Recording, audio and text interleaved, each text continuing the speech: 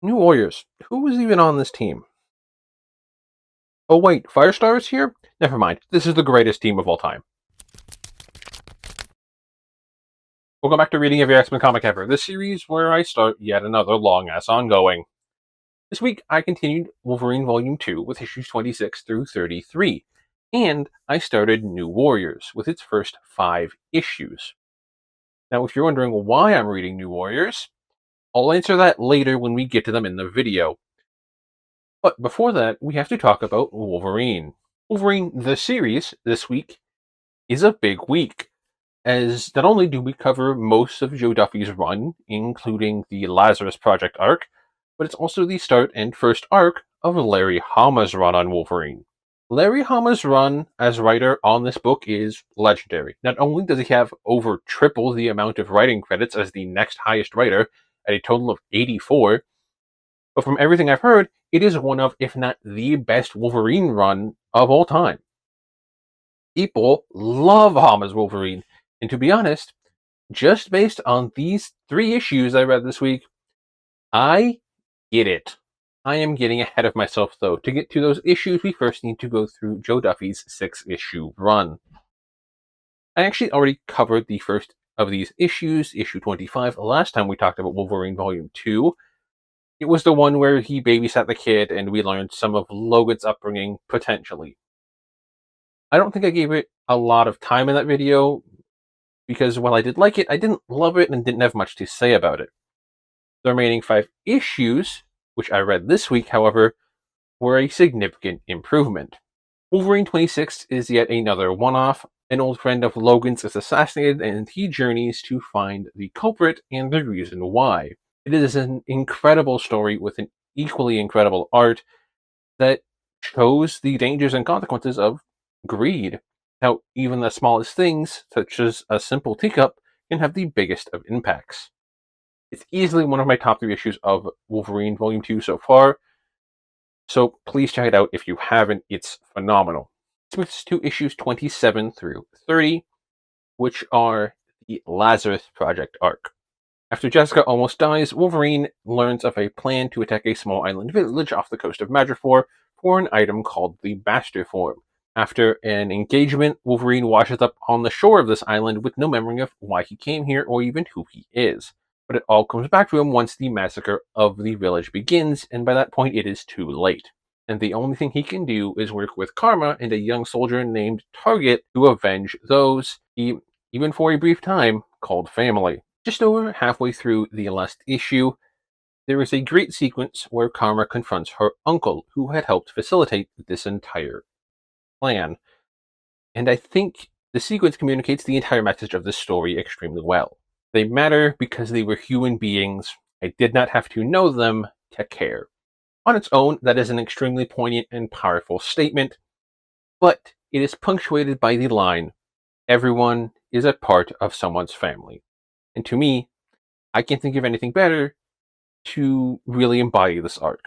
The story does a great job of showcasing those points throughout the 4 issues, focusing heavily on the people affected by the plan. The villagers obviously being the main ones. We spend most of our time in the 2nd issue with them, giving them names and lives and personalities, showing them being compassionate and accepting towards the injured Wolverine, only for it to be ripped away at the end. The other big subject, though, is Target. Through his flashbacks in issue 3, we see just how long he's been involved with this master form and whatever plans have been involved with it, or it with them. And also just how much it has affected him and his life, including his last living relative being turned into a robot by the end. That said, I think my favorite thing this arc does in service of its message is it never tells us what the villain's plans really are, or even what the master form does. Because at the end of the day, it doesn't matter. There's no scheme or plan or idea that would justify the slaughter of a completely peaceful island village, or anyone else that's been caught in the crossfire for that matter.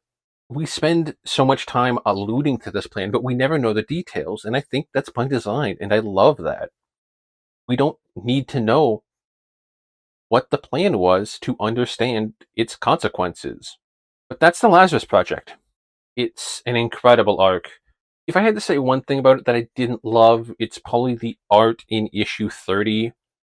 It's not to say Bill Jask's art there is bad, I just don't feel like it fits the vibe of the story, especially when you compare it to Barry Kitson's art, who did issues 2 and 3. But that feels very minor in comparison to everything else this arc does extremely well. From there, though, we can move on to Larry Hama's first arc, which doesn't really have a proper name, but I've been calling it the Daikumo arc, because that's the name of the main bad guy. If you can imagine, it's about drugs in Madripoor, which I feel like there are a lot of arcs like that. This time, though, it's a Yakuza group who has come to Madripoor to genocide the native spider monkey population because the cerebral fluids in the monkeys are a catalyst for their new drug.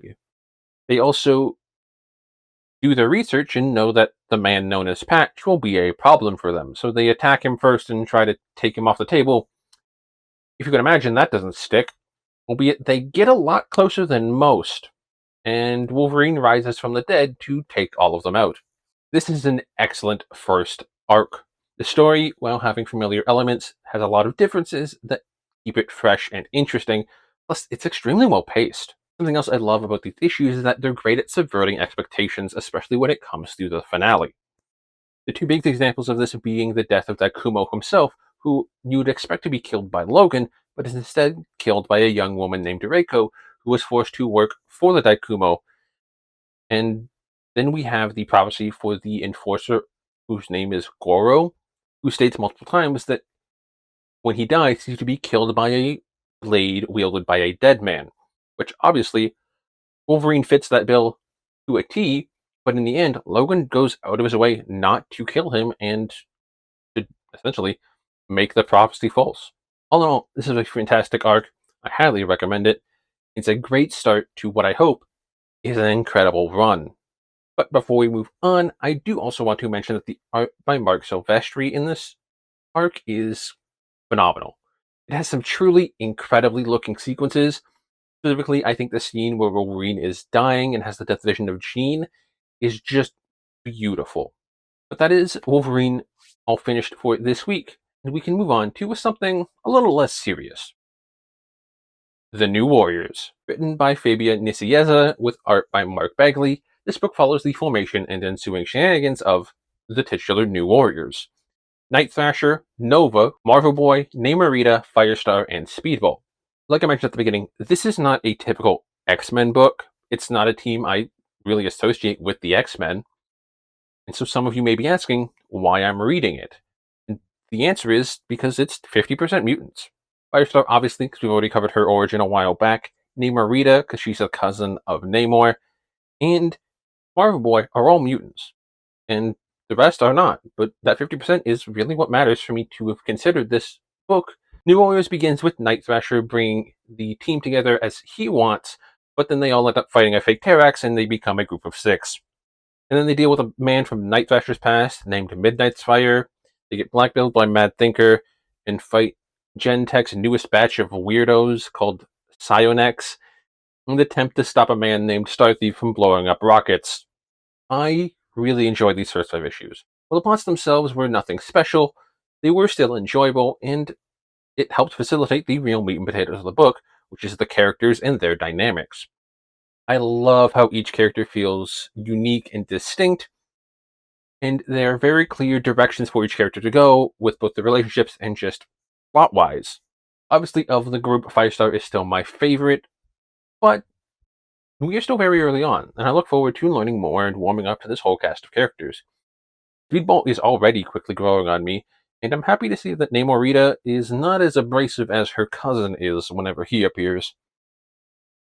But the rest of the cast, Marvel Boy, Night Thrasher, and Nova, I don't hate them yet, so that's a good sign. And they're all fairly interesting characters. I'm really excited to see where this series goes, and I'm hoping it'll be a shining star in the rough patch that is the 90s.